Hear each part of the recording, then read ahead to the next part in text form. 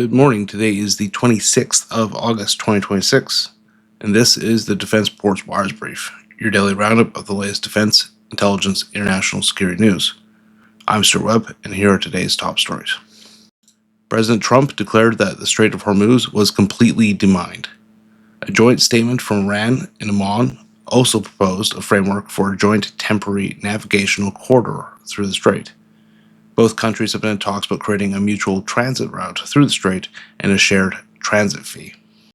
Israeli Prime Minister Benjamin Netanyahu stated that a diplomatic deal with Iran is not possible with the savages who rule the country. That has been Netanyahu's stance for some time, as he even campaigned against the 2015 nuclear deal brokered by then President Barack Obama. Moving on to the Ukraine-Russia war, President Zelensky announced that the country has received some Patriot missiles. He would not comment on how many or from which country. Zelensky is seeking 300 Patriot missiles before the winter arrives. It was also announced that Ukraine will receive several French Crotal air defense systems and missiles.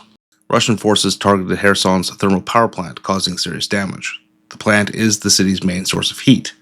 This attack likely foreshadows Russian attacks on electricity and heating infrastructure ahead of the war. The mysterious military transport plane that arrived in Moscow yesterday was carrying CIA Director John Ratcliffe. No confirmed details have emerged about who Ratcliffe met while in Moscow, though it was undoubtedly senior Russian officials. Vladimir Putin was reportedly at the Kremlin at the same time, so it may have been a face-to-face with Putin, although Kremlin spokesman Dmitry Peskov denied it. Russian commentators believe that Ratcliffe was there to warn Russia not to escalate the conflict in Ukraine. Ratcliffe may have been disappointed with his trip, as he apparently left Moscow earlier than intended. He left that day. President Zelensky awarded Elon Musk Ukraine's Order of Liberty. Ukraine is seeking access to Starlink for drones operating in Russia. It is believed that Musk sees that as an escalation of the war. Currently, SpaceX imposes a geographic limitation on Ukrainian drones to only operate within Ukraine's internationally recognized borders. In Slovakia, police arrested 2 individuals over a planned arson attack on a drone manufacturing plant in eastern Slovakia. German authorities arrested another individual. Slovak authorities say that the 3 were acting as accomplices on someone else's instructions. The investigation is ongoing. The Swedish military has asked the government to expropriate a property near the Moscow naval base in Stockholm's archipelago. The property is owned by a Russian businessman with ties to the Kremlin. The military says that the introduction of drones into the battle space makes the naval base vulnerable to drone attacks from that property.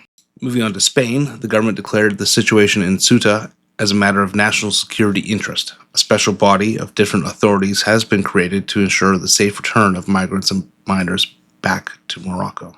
The leader of the Syrian Democratic Forces, Masloum Abdi, announced that their mission is complete and declared the group's dissolution as an independent military force.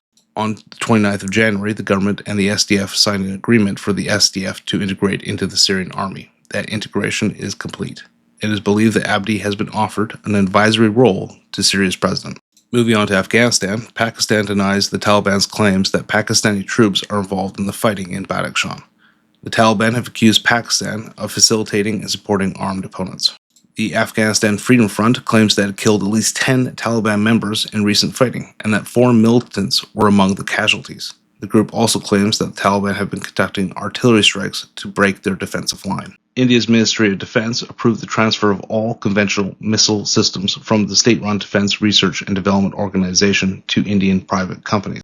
This will allow private companies and not just state-run enterprises to produce missiles for the Indian military. The aim is to move missiles from development to mass production faster and at a greater scale. And that concludes today's Wires Brief. If you found this useful, subscribe so you don't miss the next one, and visit defenseport.com for analysis on these topics and more. And until next time, have a good day.